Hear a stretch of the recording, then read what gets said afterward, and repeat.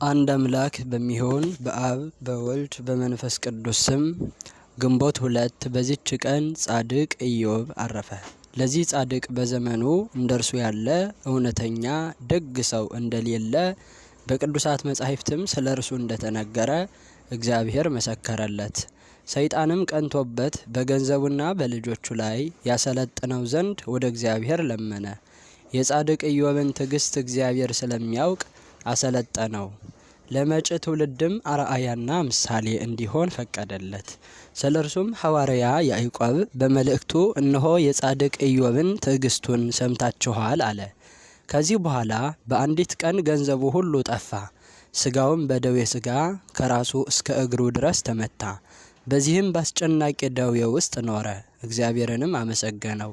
አንዲት ቃልስ እንኳ በፈጠረው እግዚአብሔር ላይ አላጉረመረመም። ነገር ግን የተወለደባትን ቀን ረገመ። እንስሶችና ገንዘቡ ሁሉ በጠፉ ጊዜ እግዚአብሔር ሰጠ፣ እግዚአብሔር ነሳ፣ የእግዚአብሔር ስም የተመሰገነ ይሁን አለ። በዚህ መከራ በነበረበት ዘመናት በተራራ ላይ ተጥሎ ሳለ የወዳጆቹን የሚስቱ ዘለፋ በዝቶበት ነበረ። እርሷ እንዲህ ብላ መከረችው፣ እስከ መቼ ድረስ በሞኝነት ትኖራለህ? እንግዲህ ስደበውና ሙት። ዳግመኛ እግዚአብሔርን ደጅ እጠናዋለሁ፣ መከራውንም እታገሳለሁ፣ የቀድሞ ኑሮዬን ተስፋ አደርጋለሁ ትላለህን? አለችው። እንዲህስ እንዳትል ከዚህ ዓለም እንሆ ስም አጠራርህ ጠፋ። ሴቶች ልጆቼና ወንድሞቼ ልጆቼ ሞቱ። እኔም 9 ወር ሳረግዝ ሳምጥ ስወልድ ላይርቡኝ ላይጠቅሙኝ በከንቱ ደከምኩ። አንተም በመግል ተውጠህ በትል ተከበህ ትኖራለህ።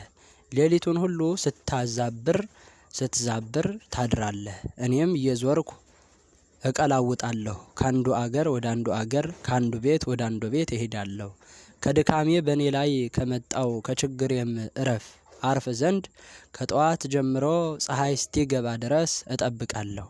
አሁን ግን እግዚአብሔርን የማይገባ ቃል ተናግረኸው ሙት አለችው። ኢዮብም ሚስቱን እየተመለከተ ሰማት። ስርዓት እንዳልሰራባቸው ከአሕዛብ ሴቶች እንዳንዲቱ ተናገርሽን። ከዚህ ቀድሞ በጎውን ነገር ከእግዚአብሔር እጅ ተቀበልን። ከዚህ በኋላ መከራውን አንታገሰው ምን አላት። በዚህ ባገኘው መከራ ሁሉ ኢዮብ ጌታን የበደለው በደል የለም። ኢዮብም ወርቅ በእሳት እንደሚፈተን ፈጽሞ ተፈተነ። እግዚአብሔርም በደመና ውስጥ ተነጋገረው። ከተነጋገረው በኋላ ከደዌው ፈወሰው። ጥሪቱን ሁሉ ከቀድሞ እጥፍ አደረገለት። ሌሎች ልጆችንም ሴቶችንም ወንዶችንም ሰጠው። ኢዮብም ከደዌው ከተፈወሰ በኋላ 170 ዘመን ኖረ። የኖረውም ዘመን ሁሉ 248 ዓመት ነው። በበጎ ሽምግልናም እግዚአብሔርን አገልግሎ በሰላም አረፈ። ለእግዚአብሔር ምስጋና ይሁን። እኛንም በዚህ ጻድቅ ሰው ጸሎት ይማረን፣ በረከቱ ከኛ ጋራ ለዘላለም ትኖር አሜን። አባ ጳኩሚስ። በዚህች ቀን የመንፈሳዊ ማህበር አባት የአባ ጳኩሚስ ረድእ የከበረ አባት ቴዎድሮስ አረፈ። ይህ አባት በገድል የተጠመደ ትሁት፣ ቅን፣ ታዛዥ፣ በበጎ ስራም ፍጹም ነበረ።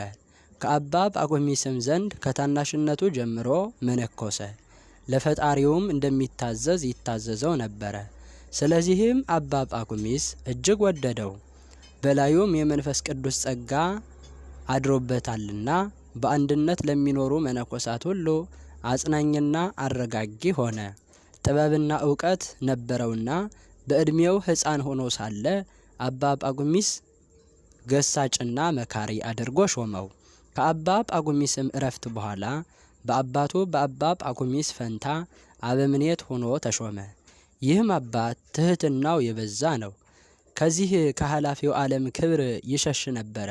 የአገልግሎቱንም በጎ ሥራ ፈጽሞ ወደ ወደደው እግዚአብሔር ሄደ። ለእግዚአብሔር ምስጋና ይሁን። እኛንም በዚህ ጻድቅ ጸሎት ይማረን፣ በረከቱ ለሁላችን ትድረሰን ለዘላለሙ አሜን።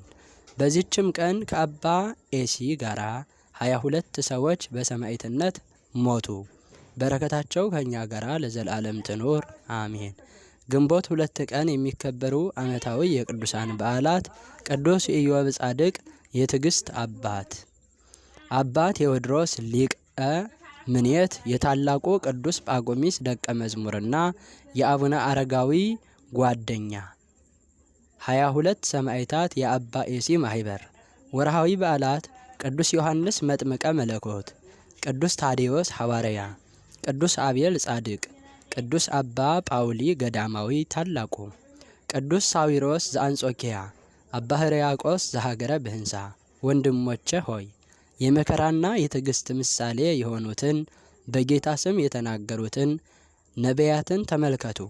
እነሆ በትዕግስት የጸኑትን ብፁዓን እንላቸዋለን። ኢዮብ እንደታገሰ ሰምታችኋል፣ ጌታም እንደፈጸመለት አይታችኋል። ጌታ እጅግ የሚያምር የሚራራም ነውና። ዘአቅረብኩ ማሕሌተ አዘኪርየ አእላፈ እምለተ ጸምዱከ ዘልፈ ለእለ ያነብብ ተወከፍ ዘንዴቴ መጽሐፈ እንተረሰይከ እግዚኦ ጸሪቀ መበለት ወኩፈ እምእለ አብኦ ብኡላን ዘተርፈ። ነቢያት፣ ቅዱሳን፣ ሰባኪያን፣ ሰማዕታት፣ ጻድቃን፣ መላእክት፣ ትጉሃን ደናግል፣ አዲ ወመነኮሳት ሄራን ባረኮ ባረኮ። ጉባኤ ዛቲ መካን እስከ አረጋዊ ልሂቅ ወምልኡስ ሕፃን ለዘ ጸሐፎ በክርታስ ወለዘ አጸሐፎ እንዘይደርስ ለዘ አንበቦ ወለዘ ተርጎሞ በልሳን ሐዲስ ወለዘ ሰምዐ ቃሎ በእዝነ መንፈስ በጸሎተ እሙ ማርያም አራቂተ ኩሉ እምባይስ ህወረ ይመሐረነ ኢየሱስ ክርስቶስ አሜን። ይማረን።